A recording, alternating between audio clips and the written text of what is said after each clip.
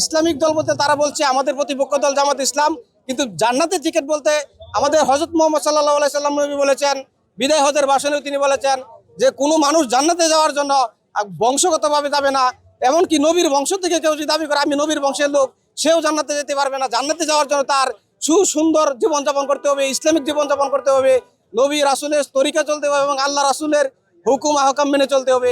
এছাড়া কোনো মানুষ মৃত্যুবরণের পরে সে নবীর বংশের পরিচয় দিয়ে, কোনো বংশের পরিচয় দিয়ে, কোনো দলের পরিচয় দিয়ে সে জান্নাতে যেতে পারবে না।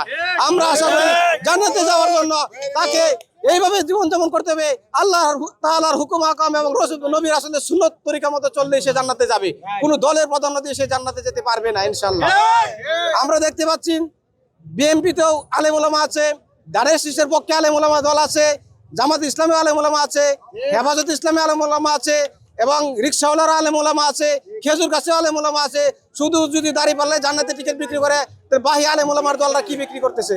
সেই হিসেবে আমরা মনে করি আসলে কোনো দলে পক্ষপাতিত্ব হয়ে জান্নাতে যেতে পারবে না।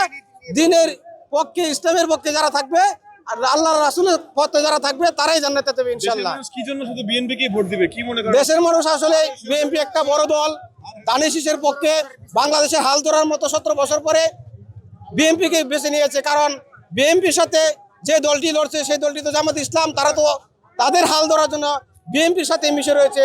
এবং কি দেশে যতবার স্বৈরাচারী সরকার বাংলাদেশ থেকে জামাতকে মিশে ফেলতে চেয়েছে, জামাতকে বিনষ্ট করতে চেয়েছে, ততবার জামাত বিএনপির সাথে মিশেছে, ততবার বিএনপি জামাতকে কুলে রেখেছে আগলিয়ে।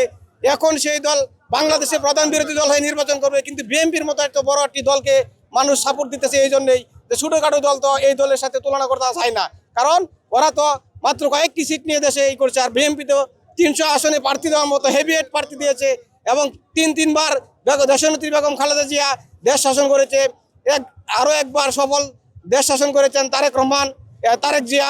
তিনি প্রেসিডেন্ট ছিলেন, রাষ্ট্রনায়ক ছিলেন এবং কি সেনাবাহিনীর কমান্ডার ছিলেন। 1971 সালের যুদ্ধে তিনি স্বাধীনতার ঘোষণা দিয়েছেন।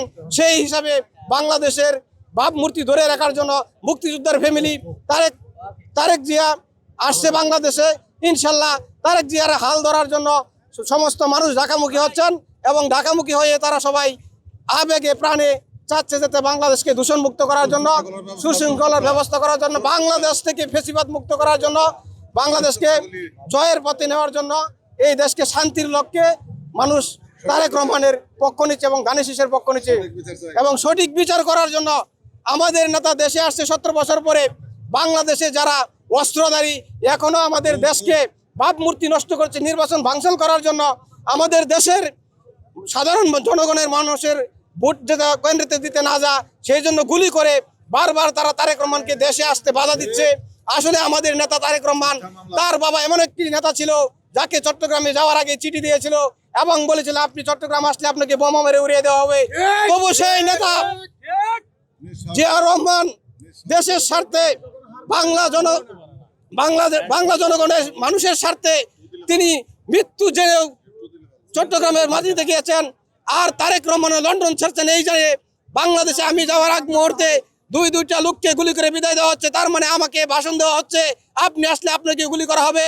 কিন্তু তারেক রহমান সেই গুলি বুক পেতে খেয়েও জনমানুষের পাশে এবং রাজপথে নেমে আসছে বাংলাদেশকে দানের শীষের পক্ষে জয় করার জন্য। ইনশাআল্লাহ আমাদের পক্ষে যদি চাঁদাবাজ, দুর্নীতি, সন্ত্রাস মুক্ত, অগ্নেয়াস্ত্র ব্যবহার কারীদেরকে ডক্টর ইউনূস সাহেব এখনো বাংলাদেশের ভাবমূর্তি নষ্টের হাত থেকে বাঁচাতে পারে নাই। ডক্টর ইউনূস সাহেবের আস্থা এখনো মানুষের কাছে স্পষ্ট নাই। এই নির্বাচন সুষ্ঠু হবে কিনা, আগ্নেয়াস্ত্র ব্যবহার করে এত প্রশাসন রেখেও কিভাবে মানুষ মারছে, এখনো কোনো খুনিদেরকে ধরে আদালতে হাজির করতে পারে নাই। বাংলাদেশে একমাত্র ফ্যাসিবাদ সরকারের দোসর খুনিদেরকে ধরে বাংলাদেশের আইনিভাবে ব্যবস্থা নিয়ে দেশকে জয় করে জনগণকে ঠান্ডা করার জন্য একমাত্র তারেক রহমানের সেই নেতা। ইনশাল্লাহ আমরা এই আশাবাদ ব্যক্ত করি। আমার বক্তব্য শেষ করছি ভাই, ধন্যবাদ। আমার নাম মোহাম্মদ সাইদুল ইসলাম রিয়াদ, আমি ময়মনসিংহ উত্তর জেলা আরাফাত রহমান কুচু ও ক্রীড়া সংসদের ধর্ম বিষয়ক সম্পাদক।